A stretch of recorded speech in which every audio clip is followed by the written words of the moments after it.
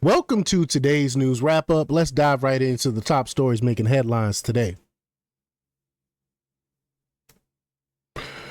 Researchers in China have discovered a new bat-borne coronavirus, HKU5-CoV2, which can enter human cells using ACE2 receptors, much like the virus behind COVID-19. Although no human infections have been reported, the potential for future pandemics is raising concerns, or the human manipulation of such virus should concern people. This virus, found in Pipistrellus bats across several Chinese provinces, belong to a coronavirus lineage that includes MERS. Experiments, and I don't know why they're experimenting with this crap.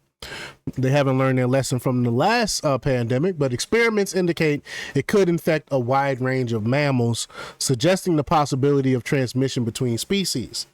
The global increase in international trade, air travel, and human encroachment into wildlife habitats heightens the likelihood of more pandemics in the future. And I would add that humans manipulating these viruses heightens the likelihood of more pandemics in the future. But further research is needed to determine how widespread HKU5-CoV2 is and its potential threats to human health. A recent Harvard Caps Harris poll reveals that left-leaning narratives about the Department of Government Efficiency, or DOGE, have been exaggerated. Struggle talking today. Despite claims of plummeting support for President Donald Trump's administration, I don't know who's making that claim because it's definitely not true. The polls show Trump maintaining a 50% approval rating. The majority of voters prefer cutting government spending after raising taxes and support a comprehensive review of government expenditures. Additionally, 60% believe DOGE is effective in making major spending cuts, while 70% view government spending as wasteful and fraudulent. So the majority of the people don't even trust government spending. Despite this, 58% oppose DOGE employees having access to sensitive personal information. The survey, conducted on February 19th through 20th, questioned 2,443 registered voters. Kamala Harris, in her first major speech since her election loss, took reviled swipes at President Donald Trump and Elon Musk during the 56th NAACP Image Awards. She criticized the efforts of Musk's Department of Government Efficiency to cut federal government waste and fraudulent abuse of taxpayer funds. Harris emphasized the importance of vigilance and active participation in the fight for America's future. So Harris is one of those people that's against government transparency. She's against us knowing where our tax dollars are actually going. She urged the audience to stay alert, seek the truth, and use their power to organize, mobilize, educate, and advocate. Which I think is funny because that's exactly what DOGE is doing. They're educating people on what our government is doing. But Harris also highlighted the legacy of the NAACP and the challenges faced by those who carries its legacy. A federal judge has temporarily halted President Trump's DOGE, led by Elon Musk, from auditing U.S. Department of Education records. Judge Deborah Boardsman issued the restraining order to protect sensitive personal information, including data related to federal student loans. The judge's decision arose from a lawsuit alleging unauthorized access to personal information. This ruling follows other legal challenges against Trump's cost-cutting measures, highlighting ongoing conflicts between the administration's effort to reduce federal spending and concerns over privacy and data. A violent illegal alien linked to the Venezuelan Tre de Agua gang was released back into the streets of Chicago despite having a domestic violence charge and a previous deportation order. This is Chicago for you in a nutshell. They allow criminals to roam their streets. He was placed on probation after a weapons charge. So he's already illegal.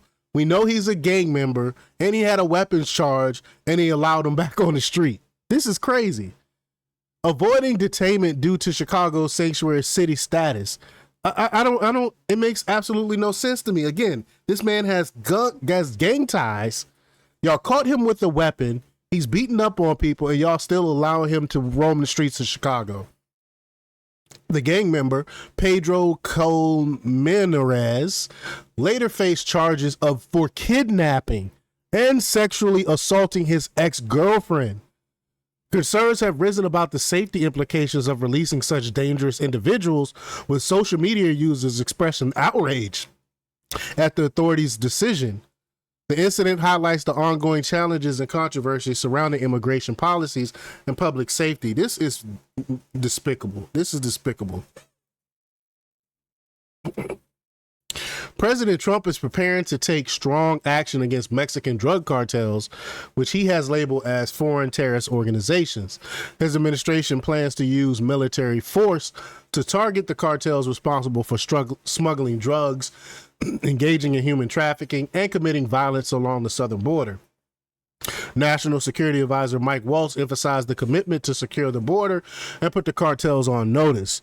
Despite resistance from Mexico's President Claudia Sheinbaum, which y'all know I've done a separate report on, the U.S. is posed to conduct intelligence operations and potentially use military intervention to address the threat posed by these violent criminal organizations. So they're not letting Mexico's president stop them from protecting our country.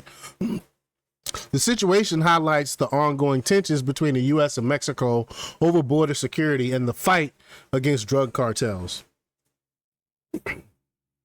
A federal judge has reinstated Biden holdover Hampton Dillinger after President Trump fired him from his role as special counsel of the Office of Special Counsel.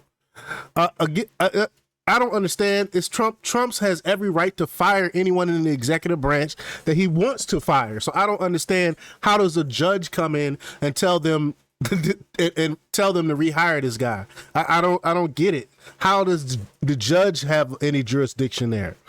The Supreme Court recently declined to immediately act on Trump's emergency application, allowing Dillinger to keep his job for now. Why? I don't know why the Supreme Court hasn't stepped in on this.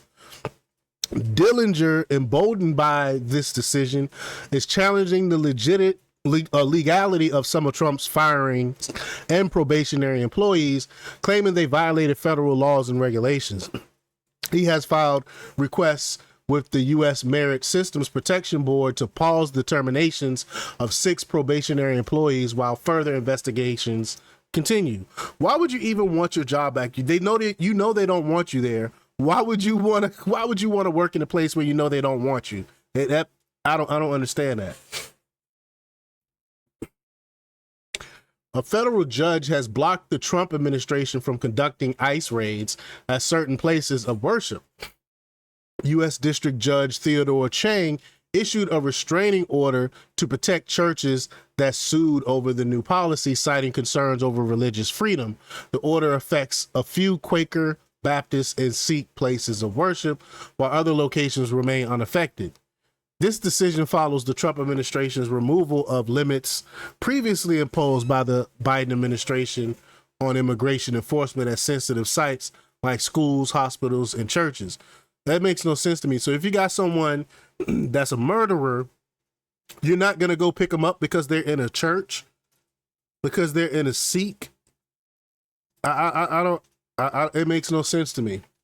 But the court's ruling addresses the burden and impact on congregations with large immigrant populations who fear enforcement actions during worship.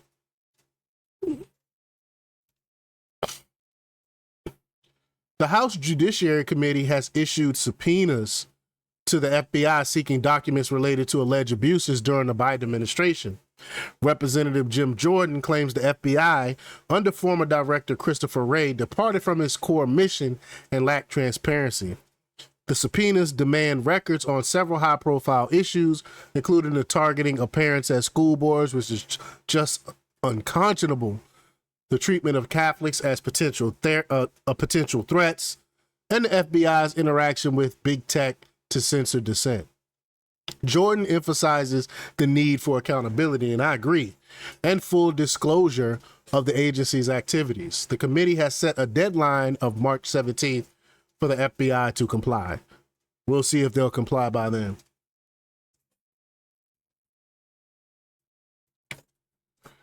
A federal judge, Theodore Chung, blocked the Trump administration from conducting ICE raids. Oh, I think I went over that already. Why do I have this twice? But let's talk about the main reason. Oh, I know why we got this here twice.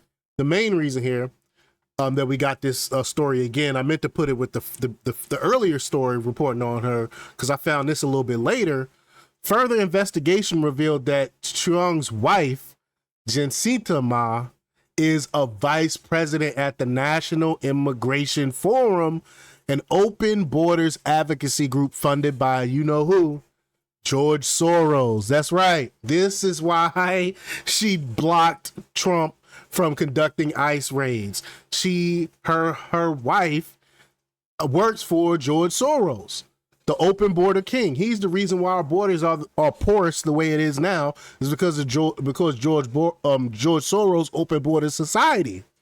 This is wild information, and this connection has sparked controversy and criticism from Trump supporters, and rightfully so.